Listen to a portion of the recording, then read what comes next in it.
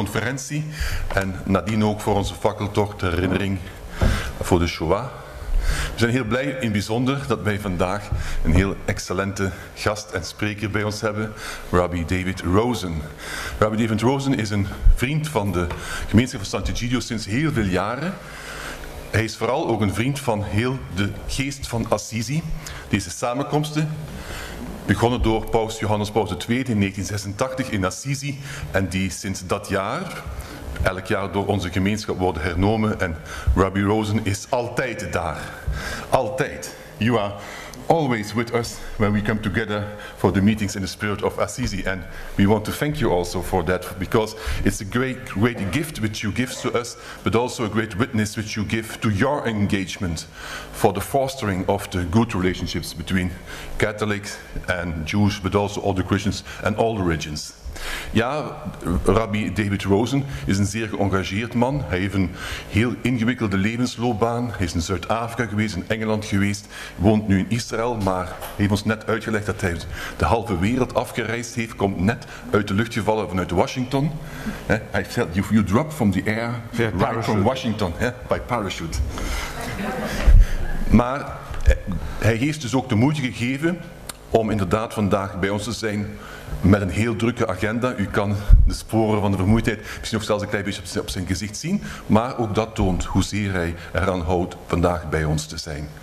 Hij is een rabbi die in Israël woont, maar die ook zeer bezorgd is voor het samenleven in het Midden-Oosten, maar ook het samenleven onder alle mensen van geloof, van opinie, christenen, ook de moslims, allen. We zijn heel dankbaar dat hij vandaag hier is. Hij is ook lid uiteraard van meerdere vooraanstaande Joodse wereldorganisaties, in bijzonder ook de Anti-Defamation League en andere Joodse organisaties. Vandaag gaat hij ons spreken over een onderwerp dat helemaal aansluit ook bij het feit dat wij dit jaar de 50ste verjaardag vieren van de opening van het Tweede Vaticaanse Concilie. En een van de grote documenten van dit concilie was Nostra Aetate, dat eigenlijk een nieuw tijdperk heeft geopend in de relaties tussen katholieken en Joden.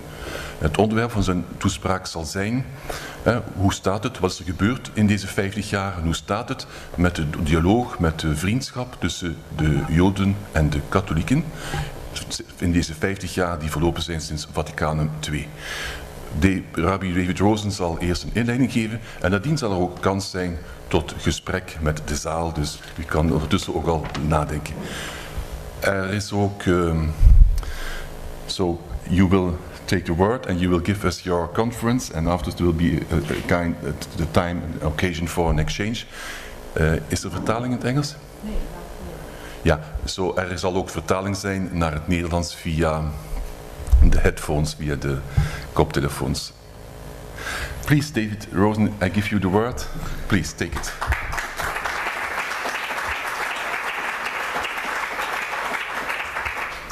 Thank you very much, Bishop Leon. It is truly a great pleasure for me to be here with you all and to be reunited on home ground with Dame Hilda, or Baroness Hilda, and with Jan and with Philip and with all the others who I have known for a long time, as, if I may say, an honorary member of the family of the community of Sant'Egidio, for which I have unlimited admiration and affection, and I will say a little bit more in the course of my words.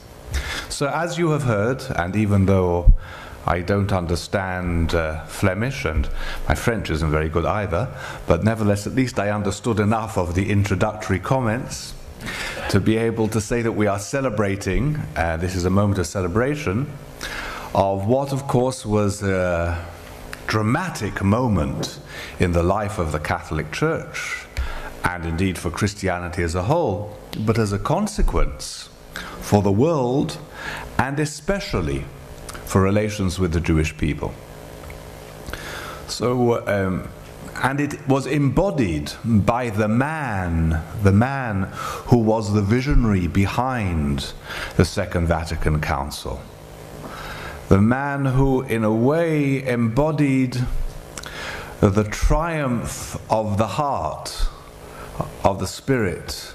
I refer, of course, to Blessed John the 23rd, whose own experiences during the Shoah, during which he saved thousands of Jews from the jaws of the Nazis, doing things which only a Catholic can understand quite how dramatic and courageous these were, not least of all issuing false baptismal certificates. But knowing that even if the Shoah was, as Pope Benedict XVI has indicated, a pagan program, it nevertheless could not have succeeded to the degree that it did if the land had not been prepared with what the Jewish historian called the teaching of contempt of the Church towards the Jews. And therefore, Christian anti-Judaism prepared the way, if you like, for racial anti-Semitism, and thus the need to be able to address this burden. So we could say that while the Shoah was a human tragedy, but above all, first and foremost, a tragedy for the Jews, in a way, if you will allow me to say so, it was a Christian scandal, because it took place in ostensibly Christian lands by the vast majority of baptized Christians, and therefore posed the question, this enormous question, that John the 23rd and so many others, like Jacques Maritain and many others, sought to address the challenge of how to purify the Church of this poison that had seeped in. And indeed, in an important document, though not without a degree of controversy, that came out in 1988 that the Vatican produced, we remember, on the Church and the Shoah, the document acknowledges that anti-Semitism found its way into Christian teaching and preaching, and at the very least led to a degree of insensitivity to the tragedy, if not to an active collaboration. I don't want to belabor this. My purpose is not, God forbid, to give anybody any kind of guilt feelings. On the contrary, I don't think that a relationship is a healthy one if it is based on guilt. Our relationship between Jews and Catholics, between Jews and Christians, must be based on things far more significant for us today than the Shoah. Though the Shoah must never be forgot for its ramifications, and perhaps we will be able to address more than that later.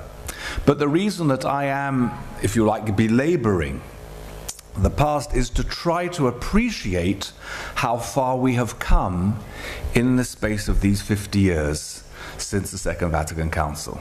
You cannot appreciate it if you do not know what the situation was before. And therefore we have to remind ourselves of the degree of the teaching of contempt that was the norm within so-called Christian society throughout most of the last 2,000 years, where the Jew was seen as condemned, as rejected by God, as replaced by the Church. The Church was the new Israel, the true Israel. There was no justification in the Jewish people's existence, and therefore there had to be some kind of new rationalization to justify why does God allow the Jews to survive at all? If the only purpose of the Jews was to prepare the way for coming of Jesus, and therefore for the Church, and the Church is the new Israel, the true Israel. And if the people have been cast out of their land and they wander and they are hated, which is proof that God has rejected them, why do they need to survive?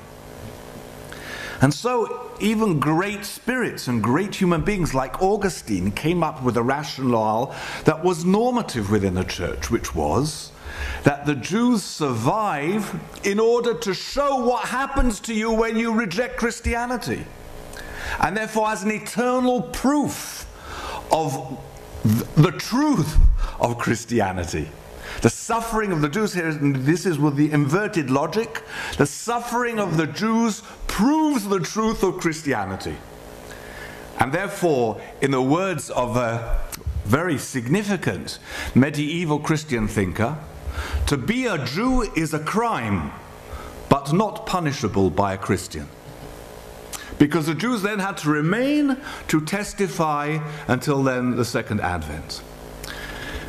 And that is why when, just as a curiosity, Theodor Herzl visited with Pope Pius X just a few years before he died, and thought that he could get Pius X's support for the Zionist vision. Theodor Herzl didn't know much about Judaism, but he knew even less about Christianity.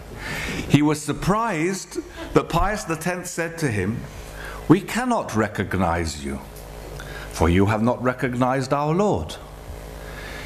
We cannot prevent you returning to the Holy Land, but if we do, our priests will be there with holy water to baptize you all." Now, Pius X wasn't a particularly unpleasant man, on the contrary. Many popes wouldn't have even given Theodor Herzl the time of day. He was gracious, he received him, but he was telling him what he understood to be true Christian teaching, which was that the Jews cannot return and establish sovereignty until they accept the Christian faith, and therefore they are condemned to wander. And this attitude then created the atmosphere in which were Jews seen as deserving of the suffering. If they suffer, they deserve it. They were responsible, therefore, for other tragedies. If something bad happened, it was the fault of the Jews. Jews were therefore the enemies of God, therefore they were in league with the devil. And therefore there was a dehumanization of the Jew that made the tragedy of the Shoah possible. Now, when you think of that, and you think that today, thanks to John the 23rd and especially to John Paul II, the Jewish people are described by the Catholic Church as a dearly beloved elder brother of the Church. The words John Paul II used in the visit to the synagogue, the historic visit in '86. And then when I met him at the Prayer for Peace in Assisi for the Balkans, a program conducted by Sant'Egidio on behalf of the whole Catholic Church, a demonstration of Sant'Egidio's significance and standing and power and influence. It was at that meeting when John Paul II received me, he said, "I have said you are the dearly beloved elder brother of the original covenant, never broken and never to be broken." And John Paul II said, and Benedict XVI has repeated it, that the relationship with the Jewish people is like no other relationship. Because we, he said, both popes say, are connected to the Jewish people at the very roots of our identity. That is to say, they are saying, Catholics cannot understand themselves if they do not understand Judaism. They cannot know themselves if they do not know the Jewish people. The relationship with the Jewish people is essential for Christian self-understanding. And all the various statements that came out of the Second Vatican Council, the document Nostra Aetate, promulgated in '65, the notes, the guidelines on Nostra Aetate that came out in the Nostra Aetate was 1965, the guidelines were 1976, then there was the notes on preaching and teaching and catechesis that came out in 1985. All these documents, Vatican documents, designed to be able to emphasize how important it is for Christians to know the Jewish sources of their heritage and to this relationship with the Jewish people. But as I already indicated, in a way, it was the brilliance of John Paul II that he understood that documents are very important, obviously as a father, the father of the Church. But he understood that in the 20th and 21st century, messages are conveyed above all in images. And this was part of his charismatic, dramatic power, that he could convey a profound message through an image. It's almost ironic in a way that it was a pope from behind the Iron Curtain that understood the language of Madison Avenue, that is the language of modern advertising. How do you get a message across?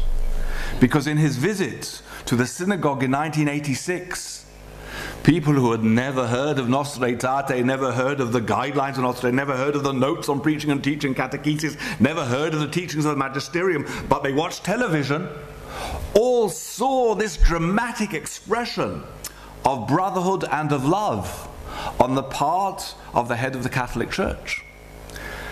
And I was privileged to be part of the team that negotiated the agreement establishing diplomatic relations between the Holy See and the State of Israel.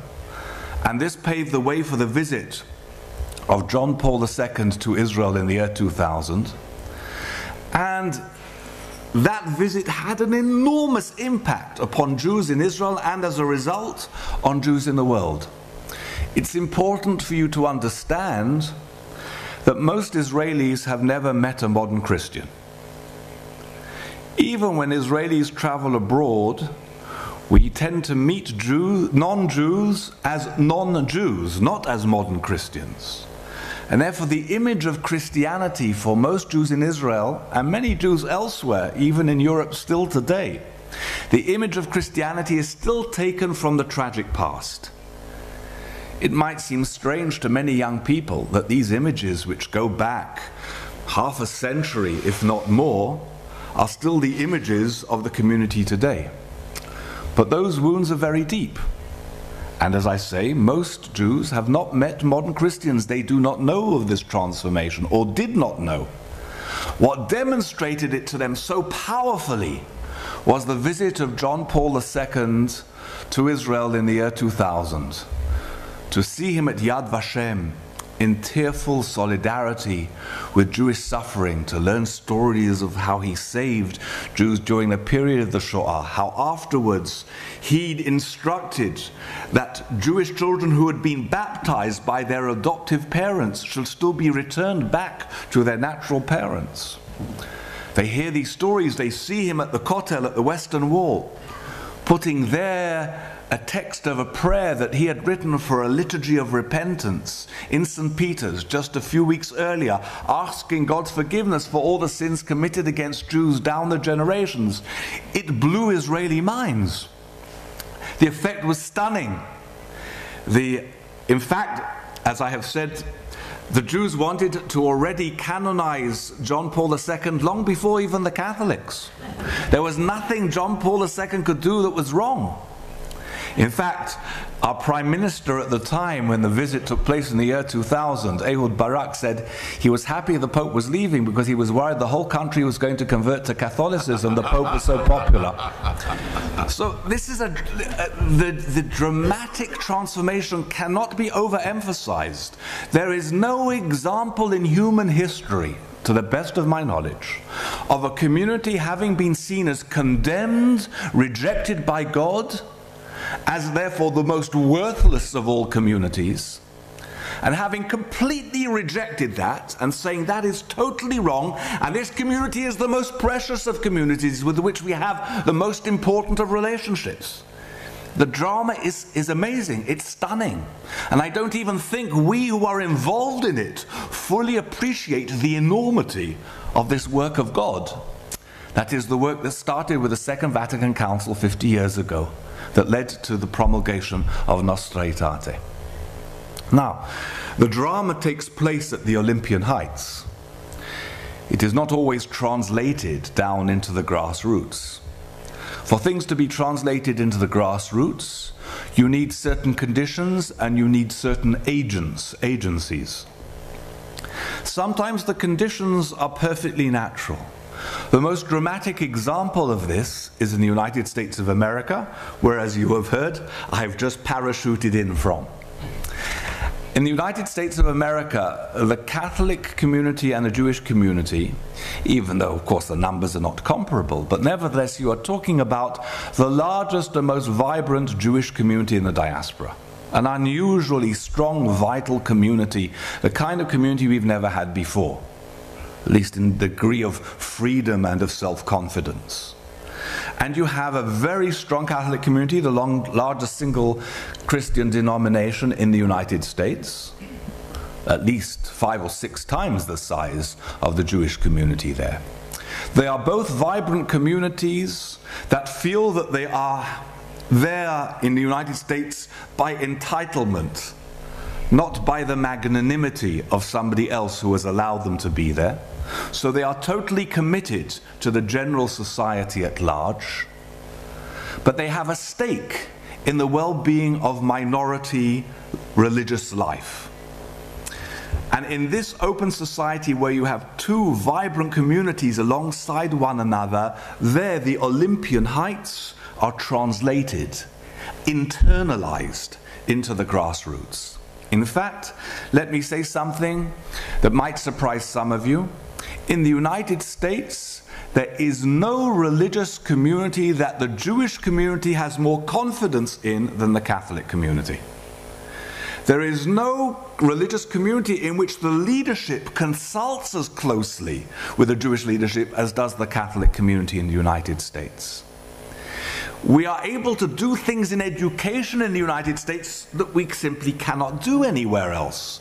The American Jewish Committee, which I direct all its international interreligious affairs, has a program with Catholic dioceses across the United States called Catholic Jewish Educational Enrichment Program, in which priests and nuns come into Jewish day schools to teach about the relationship between Christianity and Judaism.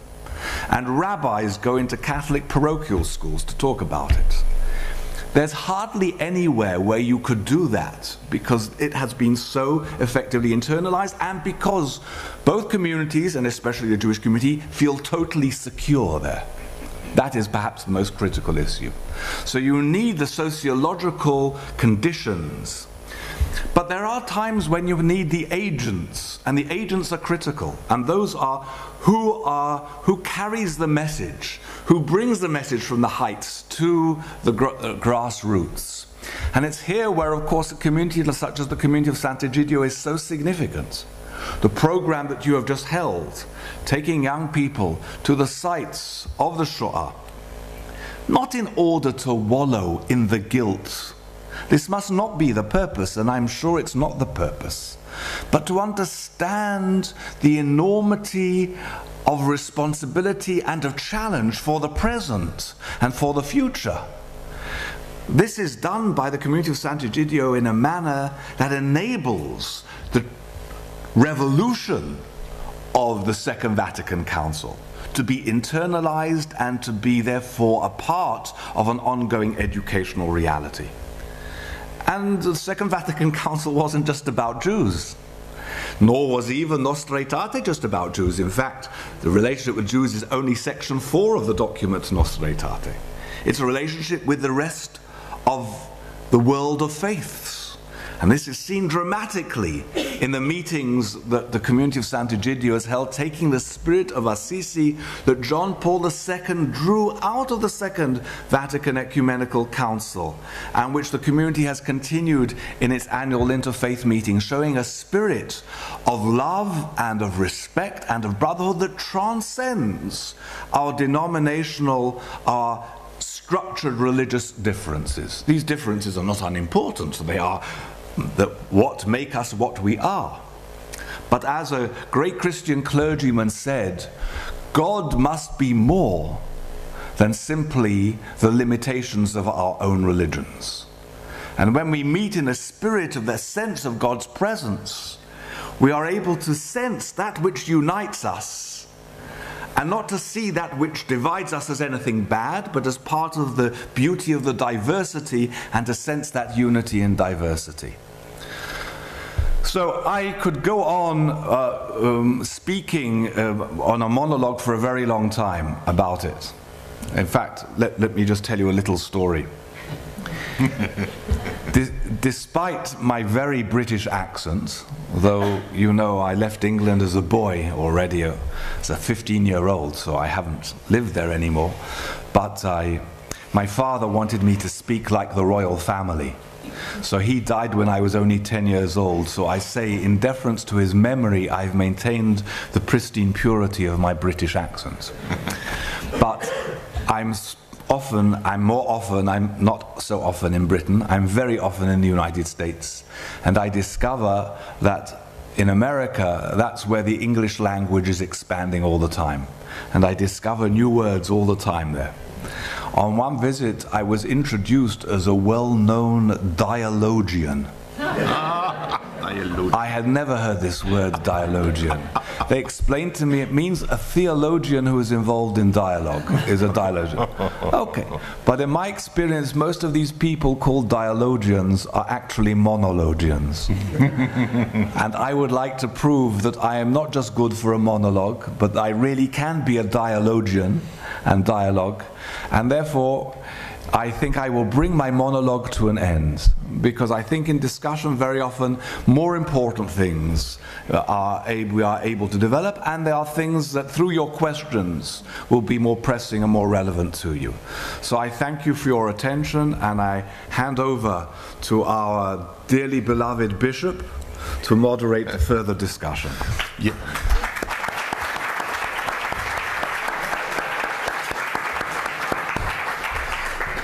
Dear Rabbi Rosen, thank you very much for what you said, and I'm not thinking to start another monologue. But I want really to thank you because you figured out so clearly what was this culture of despise and how deep it was and what it concretely was. I think it's important for us to hear this first of all. You also emphasized the figure of John Paul II and his huge merits for the coming together of the Jews and the Catholics and the Christians in general, and also this search for agents who today take this discourse on. So you invite us for the dialogue. That's very good, because also Nostra Aetate wanted to open an era of dialogue. So, goede vrienden, ik heb de rabbi gedankt voor de wijze waarop hij die cultuur van misprijzen heeft uitgelegd en uitgediept, maar ook de figuur van Johannes Paulus II heeft opgeroepen, maar ook zijn vraag naar mensen die vandaag deze zorg opnemen voor de ontmoeting en een cultuur van de waardering en samenleven tussen christenen en joden. De dialoog is geopend, heeft Rabbi Rosen gezegd, dus voilà, ieder die wil mag het woord nemen, een overdenking, een reflectie aanbieden of een vraag stellen. Misschien kunnen we enkele vragen laten samenkomen. Maybe we can put together some questions before I return the word to you. En u kan uit het Nederlands spreken. Wie kan mag het ook in het Engels doen. Er is vertaling.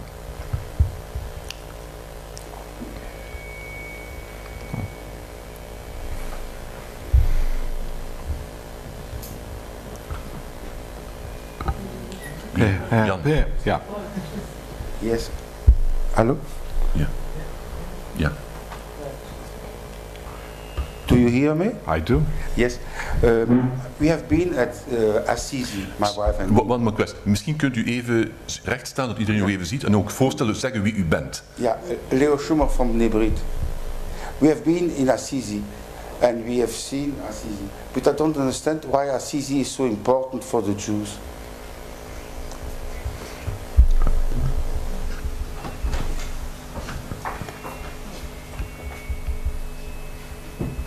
Jan de Volder. Thank you, Rabbi, for your excellent speech. I'm happy to hear that jet lags and parachutes did not affect your speech talents. You described this the evolution in the Catholic thinking, which indeed has been a really revolution, I think, in Catholic thinking. I wonder, is there something parallel in Jewish thinking? I mean, I can understand that maybe with centuries of the speech of contempt and hatred and violence, that there have been also so many negative feelings conveyed within the Jewish community. Is there a parallel rethinking of this since 50 years? Thank you.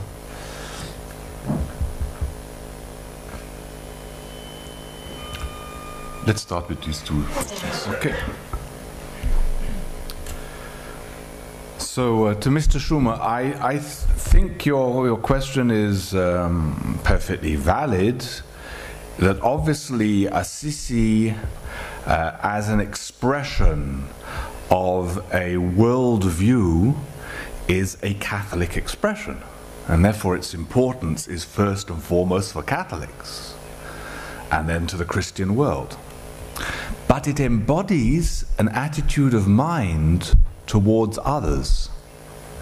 And it seeks to take also from the person and the spirit of generosity of Francis, Saint Francis, an attitude, a state of mind as to how you relate to other religions. And therefore, for the Jewish people to be seen to have representatives who are alongside the Pope, sometimes even positioned closer to him than other Christians, is a rather dramatic statement for us. It is a statement of esteem and respect on the part of the Catholic Church for the Jewish people that is very dramatic. So this is very significant for us, because it affects the way millions, billions of Catholics look at Jews. It's the way it affects, therefore, their perception of Judaism and ultimately of Israel, as not something alien to the Catholic Church, but something the Catholic Church sees as having a special relationship. Even in terms of simple defense, in combating anti-Semitism, it's very significant, to the degree that Pope Benedict XVI says it is impossible to be a true Catholic and be an anti-Semite. Impossible. His predecessor says anti-Semitism is a sin against God and man. Now, these are concepts, but when you see that Jews are embraced and that rabbis and representatives are treated with genuine love, that's a message to the Jewish people. And it's a message that is stunning in terms of our history. So Assisi is essentially a Catholic phenomenon and a Catholic message, but it has profound ramifications for us. So to Jan's question, and of course in a sense they do connect, these 2 points. Let us say 2 initial things. One is about history and the other is about theology. If I may, a little diversion, so I will be, if you'll allow me just to elongate the response. A great medieval Jewish thinker was Rabbi Yehuda Halevi. He lived in the 11th century in Spain. His magnum opus is known as the Kuzari, the book of the Khazars. In fact, the subtitle is An Apology for a Despised Religion. The book is a dialogue between essentially the rabbi, or the chaver, the representative, the Jewish scholar, and the king of the Khazars, who is exploring what religion he should take on for his people. You know, it's based on a true story that the empire of the Khazars in the area near the Crimea for a while was a Jewish empire that converted to Judaism, something historically unparalleled, but very brief period of time. At any rate, Yehuda Halevi uses his book, uses this story as a basis for his book to present Judaism, to present his theology. In the course of this book, however, there are 2 occasions where the king gives a reply and the rabbi has no answer. And one of them is when the rabbi is trying to be clever to show an advantage. Well, it looks like he's trying to be clever to show an advantage of Judaism. And he says to the king, you know, we Jews, we're not like the Christians and the Muslims. The Christians and Muslims talk about things but behave in a totally different way. Look, the Christians talk about love, but look how they even hate one another, let alone hate all the others. And the Muslims talk about justice, but look how they oppress and persecute. We Jews, we don't do that sort of thing. No, says the king, of course you don't do that sort of thing, because you don't have the power to do that sort of thing. They have the power. Now, this is not, as many people think, so much a condemnation of Christianity and of Islam, as much as an expression of a very significant Jewish self-criticism on the part of Yehuda Halevi, to understand that there, but for the grace of God go we. Power is a dangerous thing, and when it's wedded to a religious structure, it can be totally the opposite of what a religion should be. But that's the truth of history. The power was on the Christian foot, not on the Jewish foot. We were the weak and we were the victim. And therefore, historically, the onus is first and foremost on the Christian side. We might have some negative we obviously within the Jewish community, because of the historical experiences, there are negative attitudes, but there isn't a theology of contempt. So together with the power, there's a theological attitude that developed within the Christian world that had to be purified. The problem within the Jewish community, therefore, is not so much theological as sociological. The problem in terms of Jewish attitudes to Christianity is not so much based on theology as it is based on historical experience. And therefore, I myself, even though I'm now in my 60s, I was blessed to grow up without experiencing anti-Semitism. I never knew anti-Semitism. Yes, when I was rabbi in South Africa and I took a stand against apartheid and I was expelled by the government, people would say all sort of nasty things, anti-Semitic language. But I knew that was just a tool to attack me for political reasons. I never felt in any way persecuted. So I've grown up in a different world. I've been blessed to work in the field of interfaith relations, where I have such wonderful friends, above all within the Christian community, but also within the Muslim community and even Hindu and Buddhist communities. So I am in a very different situation from the vast majority of Jews who have not had these blessings that I have been blessed with, and who are still victims of the wounds of history, wounds which have gone very deep, and which will take a long time to heal. And therefore, what we need and what is required in order to enable us to develop a different mindset is a great deal of true Christian love. So we need a lot of love and a lot of patience and a lot of understanding before those wounds of history will really heal. Now, all this is by way of explanation, it's not by way of justification. In terms of the Jewish teaching, the situation is not good. The situation, especially in Israel, is not good. Very often I prefer people to be ignorant than prefer them to be victims of misrepresentation and of negative stereotypes. We are only now just beginning to address this educational gap. And John Paul II's visit in the year 2000 was very important. And what also, when John Paul II visited, you know, he met with the chief rabbinate of Israel. And he asked for a direct bilateral commission. We now have a formal institutional relationship between the chief rabbinate of Israel and the Holy See. And, you know, I often say, I am the beneficiary of other people's ignorance and other people's absence. So, you can see I am the beneficiary of other people's absence up there. I'm the beneficiary of other people's ignorance by the fact that both when the State of Israel negotiated with the Vatican on the establishment of diplomatic relations, they felt there should be somebody on the Jewish side who at least knows the difference between a Catholic and a Protestant, if not between the sons of light and the sons of darkness. So as a result, I was part of the team for negotiations. When the Pope comes and asks the chief rabbinate for a dialogue, they need a rabbi who knows what he's doing. So I become the advisor, honorary advisor, to the chief rabbinate of Israel in order to help them in this relationship with the Catholic Church. But this relationship has had a profound effect, both upon the rabbis, and you know, I,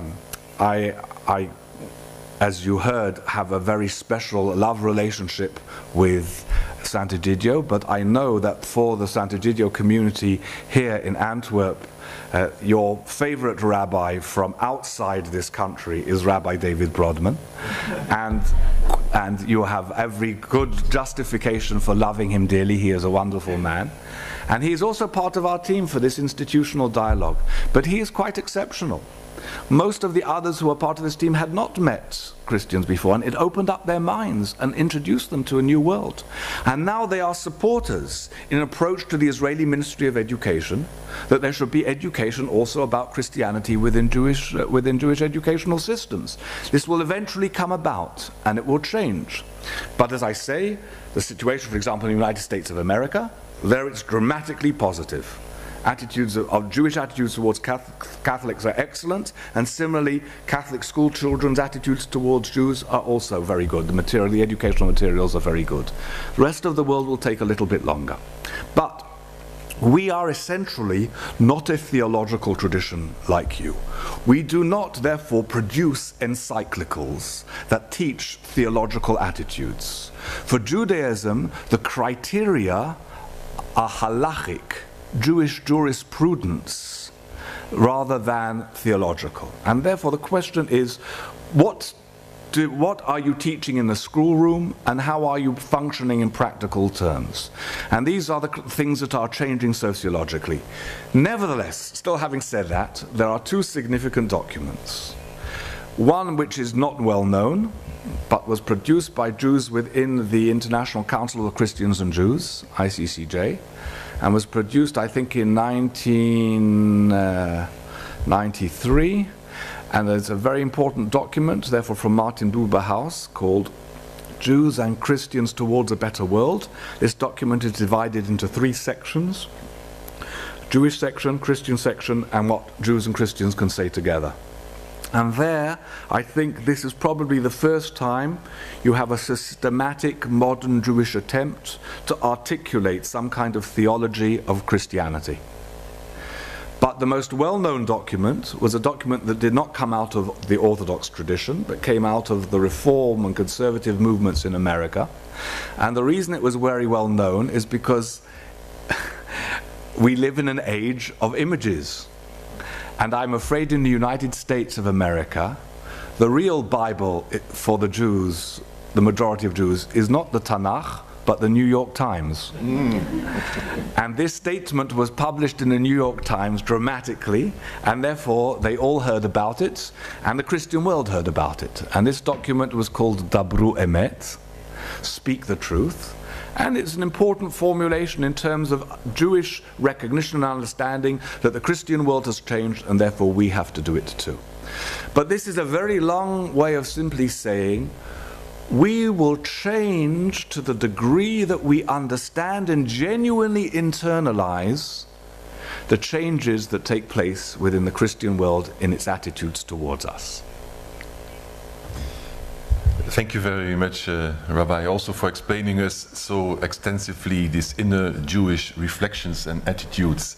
It's very useful for us to hear this and to also to understand better the Jewish sentiment and perception of many things. Please go back to the audience for those who want to intervene. Ja, graag kom ik terug naar jullie. Ja.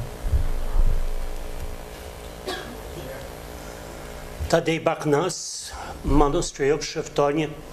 Rabbi, as you so brilliantly pointed out, Vatican II revolutionized relations between Roman Catholics and Jews, and even between Christians and on a wider level than the Roman Catholic community. But that same council has been acclaimed for promoting a new theology, which I find troubling. That's the theology of the people of God, to the point that our whole ecclesiology has been reread in terms of this concept of the people of God. There's scarcely a church document that comes out without quoting the expressions of the people of God. Is this not a veiled form of supersessionism? Or is there some level on which Jews and Christians can explore a common understanding of that concept? Thank you. Thank you. Go on. Thank you very much. Rabbi Professor Abraham Malinsky. First of all, I beg to excuse ourselves for our late coming, which was independent of our will. Secondly, Jews and Christians collaborated on many occasions. I shall just mention one. In the 16th century in Rome, one of the most important Jewish grammarians, my beloved Elia Bachur, collaborated with Cardinal Viterbio in Rome, and with very nice results. On the other hand, perhaps collaboration between Judaism and Christianity is more a Christian problem, because the Jews did not persecute Christians, so that in effect the Catholic Church has got a very heavy burden throughout the centuries of persecution and abuse of power, not to speak of the problems of the Second World War. But I say, these things happened, but are past. Now, all men of goodwill of any religion must collaborate, as Sant'Egidio does so wonderfully here in Antwerp, for a better world of understanding one another, of mutual assistance, of endeavoring to create a nicer, better, livable world. And I believe that the little of your wonderful conference, which I had the privilege to hear, contributes in this direction, and I want to thank you very much for this. Thank you.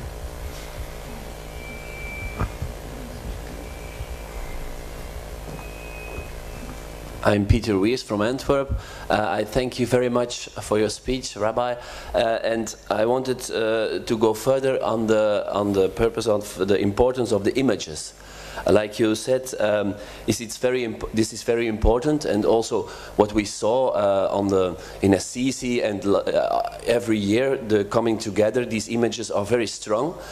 First I wanted to ask what they meant for you doing this year after year, what it means for yourself and what it changes also in your relationship with all the religions. And secondly, I wanted to ask also what you think is when we see in the media we see a lot of negative images of the religions, and we see also that they are very quick and very well spread. In a few moments you see all over the world when someone says something very stupid.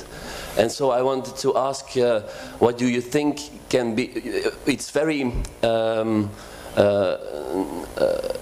when you see the positive images, they don't go around the world. They stay in some rooms, and they stay in some classrooms or some groups. But so this not equal standards, or how do you think it can be changed? Are you positive about it, or are you? What do you think in the future of these things? Okay, let's speak to Rabbi. So I thank you all, and also especially to Rabbi Professor Malinsky for his kind words. I think there's actually a connection between his comments and the first question, which of course is a challenging question, as indeed the last question is a challenging question. You know, I'll tell another famous little Jewish joke. You know the joke about this man who became a very successful businessman, but he had never had a proper education, formal education, and therefore he couldn't read very well. But he'd done so well economically that he had a secretary who did his reading for him. And he and his wife had a son, and like coming from very poor circumstances, they did what people often unfortunately do. They spoilt this child rotten, and he went to university, but he was spending his time, wasting his time and wasting his father's money. At any rate, he sent a letter to his father asking for more money. And it arrives in the office that morning, and that morning this man's secretary had had a very unpleasant discussion with her husband. She was in a very bad mood. She picks up this letter and she says, "Dear Dad, I've finished the money you lent me. I need some more. Send it to me, your son Joe." He says, "What a chutzpah! Son of mine, after everything I do for him, he speaks to me like this? He will not see another penny." Later on in the day, his wife comes in, she drops in by, and he says, look at this cheeky son, look how he writes to us. The mother hasn't heard from the boy for a long time, and she's a mother, and her heart melts when she sees this letter from the son, and the son says, "Dear Dad, I've finished the money that you sent to me. I need some more. Please send it to your son Joe." He said, "That's different." Now he's talking like a mensch. So, in other words, c'est le ton qui fait la musique. It's often the way you look at it. So, this very big question that you're asking me serious, and I'm responding maybe a little bit too flippantly, so forgive me, but this very big question obviously is based on what do you mean when you say a phrase like the people of God? Do you intend it to be supersessionist? It's in a way, what does it mean when Jesus says, "I am the way"? Does it mean I am the only way? And how are you to understand it? In other words, all kind of phrases can be interpreted in different ways. The intention is the critical issue in this particular dimension. Now, Judaism does not claim that the Jewish people is the only people of God. It does claim that there is a uniqueness in terms of the Sinai covenant. But it says all humanity is covenanted with God. This is the Noahide covenant. And therefore, in some sense, all peoples are peoples of God. And the prophet Amos, he says, "Haloch ivnei chushim atem livnei Israel. Haloit Israel heleti meretz Mitzrayim u'Flishtim mikaftor v'aramikir." You, the children of Israel, are to me like the children of the Ethiopians. Did I not take out, I took Israel out of Egypt. I took the Arameans out of I took the Philistines out of Kaftor and the Arameans out of Kir. In other words, Amos is saying, I, God, am present in the histories of all peoples. I'm not, because I have this covenantal relation, doesn't mean that I'm exclusively yours. God is more than any one people. And therefore, in that sense, all peoples should be peoples of God. Now, if you therefore understand it in that sense, that the people of God means the people who live in the sense of God's presence and in accordance with his way, Judaism should have absolutely no problem with such an idea. On the contrary, it should celebrate it. But if the idea of people God means what I said before in my presentation, that we are Verus Israel, and therefore old Israel is no longer the true Israel, of course, that's highly problematic. However, I would say, and it's relevant to Jan's important question before, I look forward, I myself am happy to say this today. I know that many of my colleagues within the Orthodox rabbinate would be very shocked to hear it. I look forward to the day when they will not be shocked. But I believe we Jews need to be able to recognize, and I would turn to many great scholars, such as, for example, Rabbi Moses Rifkis, the author of the Be'er HaGolah, in his reference to Christianity, and especially to Rabbi Yaakov Emden, the Yavitz, in his writings on Christianity, to Rabbi Eliyahu Soloveitchik, who was the uncle of Rabbi J.B. Soloveitchik, in terms of their writings of Christianity. All of them emphasize that there is a special, unique relationship with Christianity. Based on what? Based on a shared text, based on a shared understanding of revelation, based on understanding that we are both connected to it. So it should be possible, and it certainly is possible for me personally, to recognize Christianity as Israel, but as another Israel, not as the Israel, and not as Israel in place of Israel, the Jewish people. So this is, I think, something to strive for. So potentially the phrase is not at all bad, but it certainly can be abused, and obviously we have to be alert with regards to that abuse. So to Peter's question, you know, one of the most wonderful personalities of the 20th century in the field of Christian-Jewish relations was the Lutheran Bishop of Stockholm, who had been head of the Divinity School in Harvard, Bishop Christer Stendahl. He has 3 wonderful rules for interfaith dialogue. 2 are obvious. The first 2 are: always try to understand the other the way the other understands himself or herself, not the way third parties portray them. Very obvious. Secondly, always look at the other community by the best within it. Don't judge it by the worst. Also quite obvious. The third rule, he says, is leave room for holy envy. It is a beautiful concept, holy envy. It's great when we get together and we say, you know, you have that, we share so much. Yes, we do this in the same way, or we do this in different ways, but it's the same thing. It's very important to be able to find, discover, and share commonalities. But we shouldn't be scared to say there is something very beautiful in that other tradition that is not part of mine, and I admire it greatly.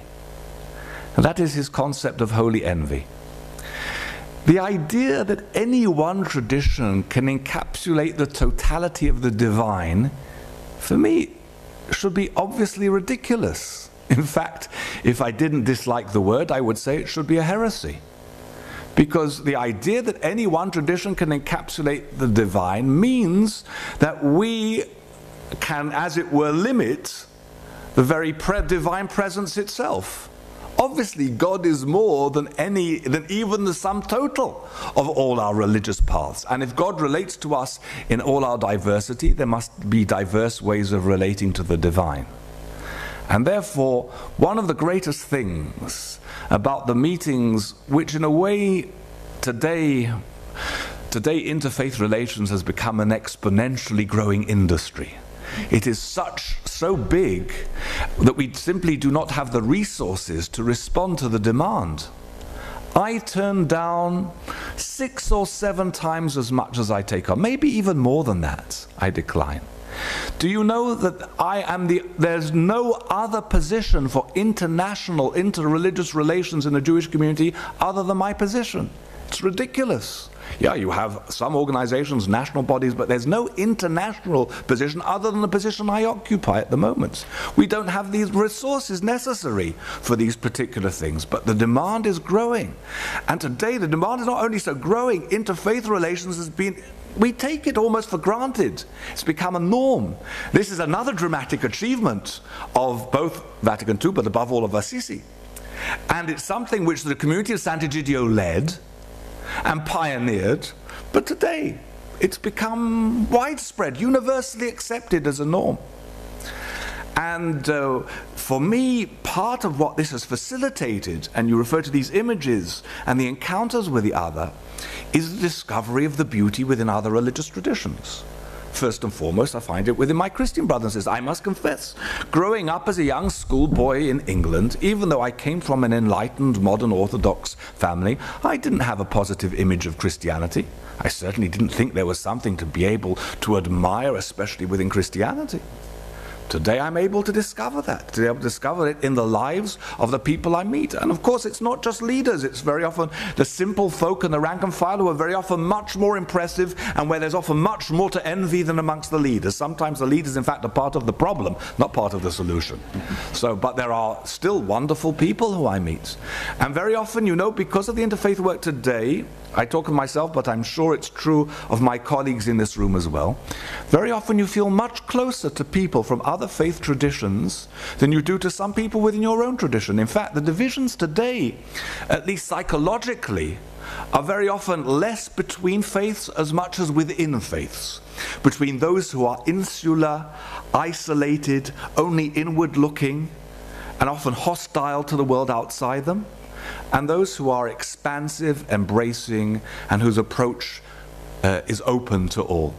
And therefore, very often, what these meetings have facilitated are friendships which are very precious to me, insights which are enormously enriching, expanding, broadening both my mind and, I hope, my heart.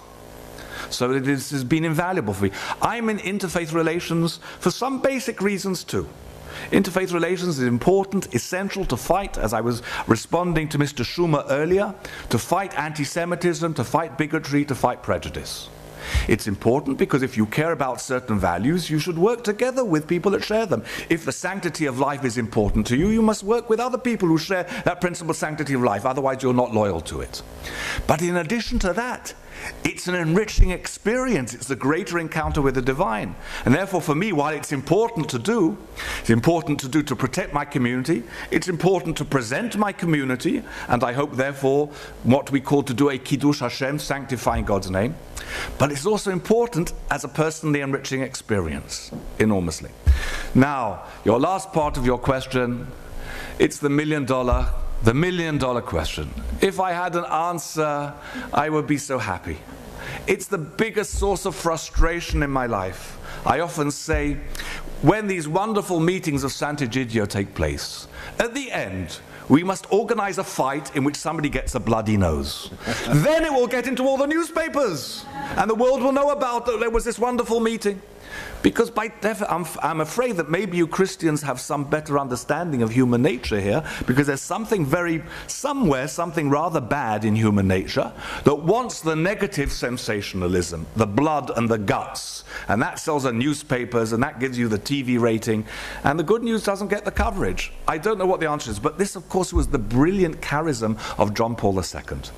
John Paul II was substantively, theologically, no different from Benedict XVI. After all, he appointed Benedict XVI as the head of doctrine and faith. Obviously, their world outlooks were virtually identical. But John Paul II had a personal charisma that made him, in terms of modern secular society, a star. He was a star. He was a media star. And because he was a media star, the media, even the hostile secular media, wanted to ride on the Milky Way of the star line, of this star impact. And therefore, in a way, John Paul II could get away with things because of his star quality. It was an amazing charism. Very few people are blessed with that. Benedict XVI has wonderful gifts and is a very special man, and I owe him a lot, including my papal knighthood. But he doesn't have that same quality as John Paul II had. And therefore the secular media is just waiting to jump on him and to pounce on him for anything. And it's just symptomatic of a broader context. So, the simple answer to your question is, if we had more John Paul II's, or we have more of these gifts of communications, we need to find people who have those kind of star qualities. One of the things we have to do today is problematic. We need to link up also more with the entertainment industry, even with the sports world. We have to link up with the vehicles that are attractive to media. This is dangerous for us because there's the danger of reducing the profundity and the importance and the seriousness of our message, and you've got to be very careful about that. But one's got to find a way of interlinking with those elements that have access to the media and that can enable the depth of our message to be covered through agencies that have that access. But I don't know the answer other than that. Thank you very much, and also I personally would like to say that I'm very touched by what you said, this long explanation you gave about this saying of the Lutheran Bishop Stendhal about the Holy Envoy. I think this is a very important point, because it's also my experience, I think, the experience of all those who participate at these meetings in the spirit of Assisi, that you really discover the richness of faith in other traditions and also in aspects we do not have in ours.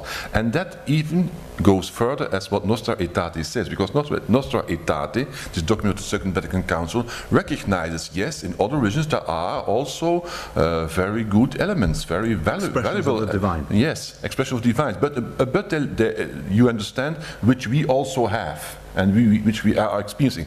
But now our experience is in the meeting that we are really fascinated by persons, by the depth of their faith, just by the own way, particular to their tradition of experiencing God, of being human in this world, and this is very important and touching. And I think to give place and room for this Holy Envoy is important, because it opens the door to the presence of the mystery of God, who is greater as the own religion. God is greater as our own tradition. And it also emphasizes, you see the effort other believers have made in their tradition and personally. And God has given His graces to them also in abundancy. And this makes also humble, and that is very important. So I thank you for this very deep explanation. I think this is a very important point. Maar nu moet ik het woord zeker teruggeven aan de zaal, want jullie luisteren natuurlijk heel goed, maar jullie mogen ook echt vragen stellen of bedenkingen formuleren. En ook in het Nederlands, ik wil toch herhalen dat dit echt toegestaan is. Hè?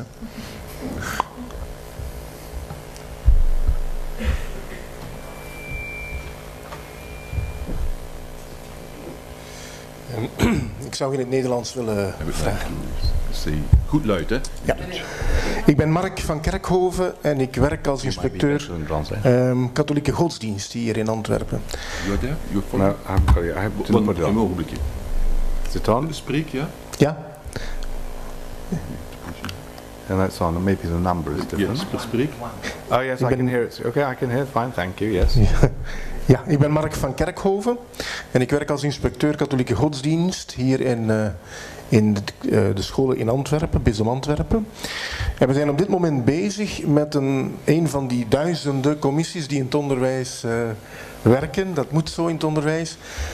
Namelijk een commissie levensbeschouwelijke vakken die een aantal vertegenwoordigers heeft van de verschillende godsdiensten en levensbeschouwingen die erkend zijn in het onderwijs. Dus de 4 christelijke godsdiensten, islamitische godsdienst, Joodse godsdienst, zedenleer en dan zijn we er zeker. Hè?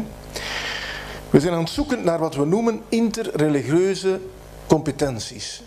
Met andere woorden, wat moeten we kinderen op het einde van hun lagere school, op het einde van hun secundair onderwijs, eventueel op het einde van hun hoger onderwijs, uiteindelijk aangeboden hebben en waarin moeten ze competent geworden zijn, opdat ze interreligieus met andere godsdiensten of met vertegenwoordigers van andere godsdiensten gewoon allemaal zouden kunnen samenleven, maar zelfs nog meer dan alleen maar gewoon samenleven.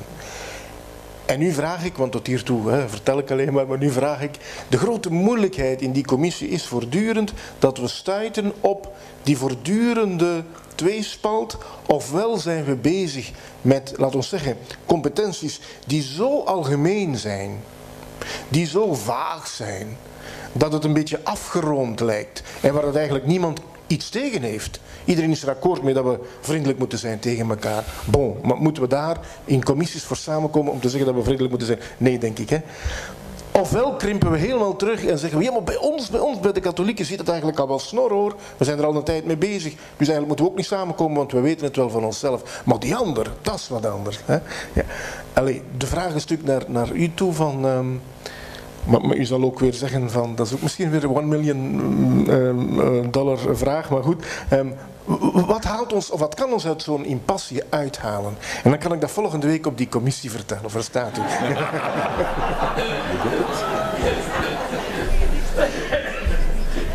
We geven nog even het woord verder aan jullie. Dat is fijn.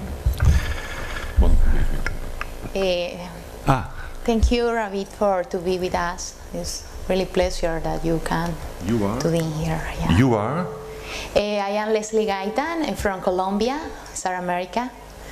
I have one question. I know that's really hard, this question, but what you think, Rabbijn, about the theory of the population of the world, with the from Abraham, when began the population of the world with the 12 tribes, and this place for all the work, and for this, in my perspective, for example, I am Colombian, but my family is Sephardi Jewish. I am Jewish, so, the people say, no, you are Catholic, you are, but in the end, we are all brothers for the population of the world. Depend of the color of your skin, of the color of your hair, but this is depend of the weather where the people live, yeah. But what do you think about this theory of the population of the world? Oh, sorry. Nog iemand die een vraag wil stellen? Ja, daar.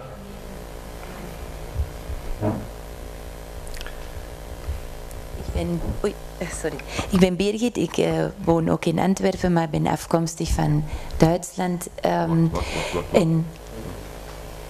Ik ben Birgit, afkomstig van Duitsland, woon in Antwerpen. Ik wou u ook heel graag danken dat u naar hier bent gekomen, want ik ben ook echt overtuigd dat die getuigenissen zo belangrijk zijn en dat, wat u ook gezegd hebt, wij de boodschap doorgeven om samen te leven en echt broers en zussen te zijn. En ik moet zeggen, door mijn Duitse afkomst en eigenlijk als kind nooit in aanraking gekomen te zijn met het Jodendom, ben ik heel dankbaar dat ik langs Sant'Egidio en langs heel veel mooie ontmoetingen, onder meer rond de vraag van Assisi, eigenlijk een stuk troost gevonden heb voor die verschrikkelijke vraag: waarom is dit gebeurd? En ik moet zeggen, deze momenten zijn zo waardevol en dat is misschien ook een beetje een antwoord op de vraag van meneer, hoe kunnen we dat doorgeven aan de jongere generatie? Ik denk, wij moeten blijven getuigen. En ik ben heel dankbaar dat we dat dank u en dank veel andere mensen ook zo dikwijls kunnen doen. Bedankt. Yeah. So, well, just thank you for that, and that is above all a thank you to Sant'Egidio, because, as I was saying, they are an exemplar of this implementation, of this continuation, of this guarantee that the lessons and the meaning of the past is conveyed in a constructive way to the future. So I'm not sure whether I fully understood what our friend from Colombia was saying, but if I understood you correctly, you're asking me, do I see all humanity as brotherhood, as brothers and sisters? Yes, and of course anybody who reads the book of Genesis knows that's exactly what the book of Genesis is telling us, and therefore, as a result of that, the Mishnah, the oral tradition that explains a written tradition, tells us that something very fascinating, that when people would come to the courts on a capital case, the judges were obliged to remind them that the first human being was created singly. All other creatures were created male and female together. But the first human being was single, in order to emphasize that every human person is a whole world, and that if you destroy one life, it is as if you have destroyed the whole world. And therefore, the traditional Jewish understanding of the message of Genesis is precisely this fundamental message that we are one family and that we come from one source. Incidentally, according to the Midrash also, Adam was both male and female, and therefore was separated. It's not that there is a male from which comes a female, there's a male and female which is separated into male and female. And then in order for the message to be able to come together as male and female, which is also to emphasize the sanctity of marriage. So there are many messages within the narrative of Genesis. And as I mentioned also previously to the very important question that I was asked about the meaning, the concept of the people of God, Judaism teaches all humanity is covenanted with God. This is the covenant with the children of Noah. All humanity, therefore God cares about everyone. Every human life is sacred. And therefore this is the most important thing. Now, distinctions and divisions between us are important too. It's important that we don't look exactly the same, because these are things that give us our sense of appreciation of our own individuality. This is a God-given gift, our individuality. And our individuality is not only the individuality of self, it is the value of our family. Each family is valuable. It's the value of each community. It's the value of each people, of each nation. And therefore, these are different components of identities which are important. Not only they're important to demonstrate the glory of creation, like all the different flowers. Nobody says all the flowers must look the same and think that that's good for the world. We love this diversity, it's the beauty of creation. But it's also important for us, for the psychological stability, the spiritual stability of the individual.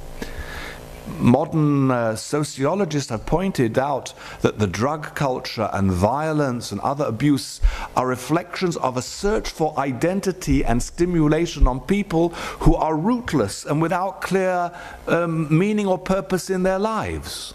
So identity, a sense that you're part of a family, part of a community, part of a people, are really very important things. But there is a danger with these components of identity, and you are alluding to this danger. The danger is that identity tells me who I am. By definition, it must tell me who I am not. And then there is the danger that I only care about who I am, and I do not care about others who are different from me. Sometimes even worse than that.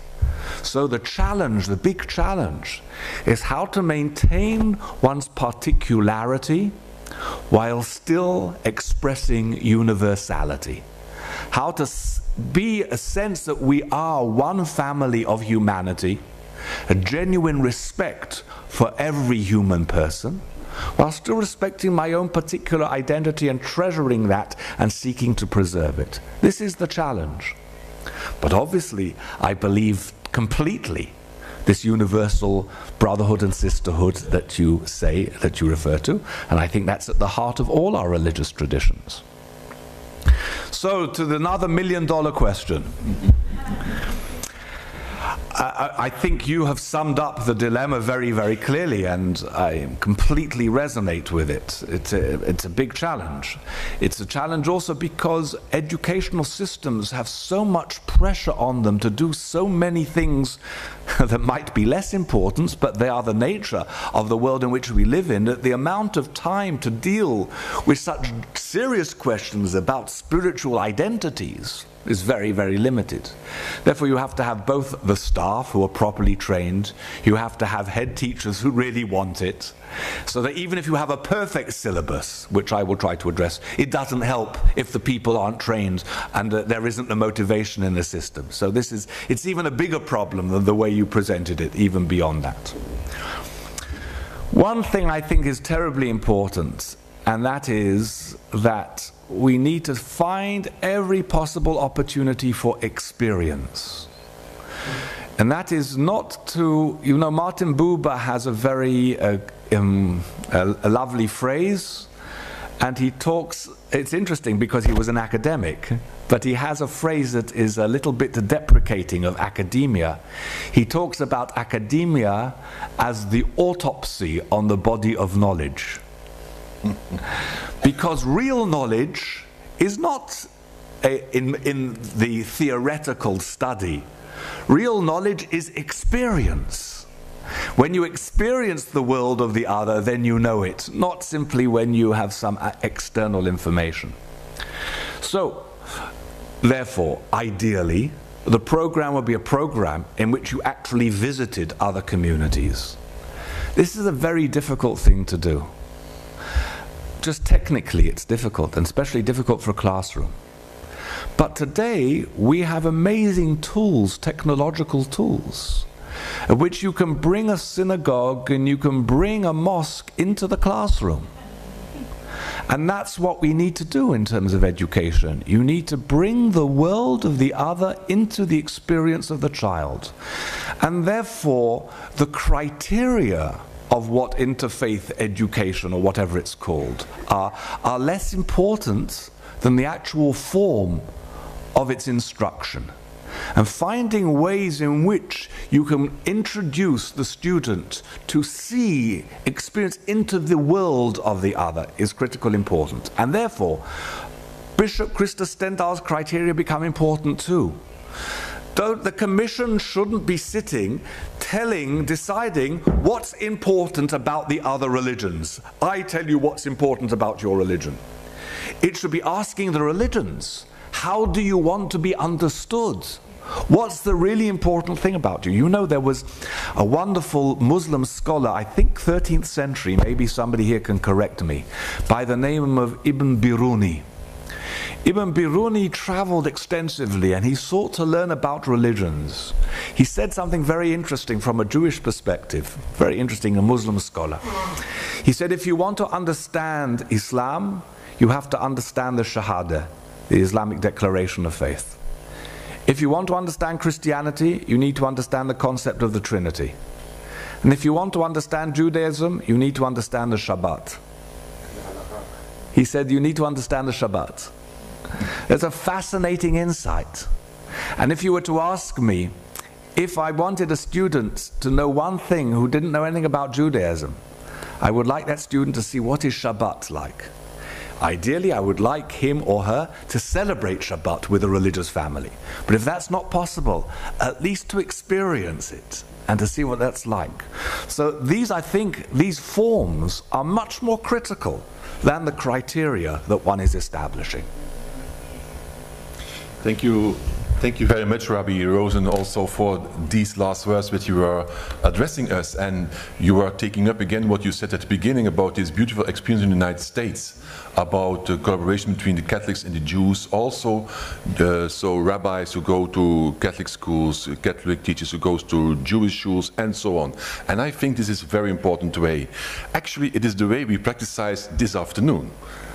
We had here a very eminent, excellent Jewish scholar in the midst of us, and it was for us a great experience to hear you and to see you, and that you are with us as you were there on the picture with the Holy Father. That's for us very important, and you are really I hope you feel really at home here, but I'm sure you feel. And that's important. And I also want to thank, ik wil ook bijzonder onze Joodse vrienden bedanken die vandaag ook bij ons zijn om samen deze ervaring te delen. Ja, ook dat is voor ons heel bijzonder. We zijn er nog niet zo heel sterk gewoon, we zijn daar heel blij om. Ja, ik denk dat we op deze weg echt verder moeten om ook samen na te denken, dat we ook elkaar stemmen horen in een gemeenschappelijke reflectie. Uiteraard stemmen, ieder in zijn eigen differentie. En er is geen enkel probleem rond. Rabbi Rosen heeft dat heel goed uitgelegd. Juist de differentie horen is een rijkdom voor ons allen. En uiteindelijk openbaart ons ook het diepe mysterie hoe God ook op onderscheiden wegen met zijn mensen bezig is. Thank you very much for being here with us. Dank u ook, jullie allemaal.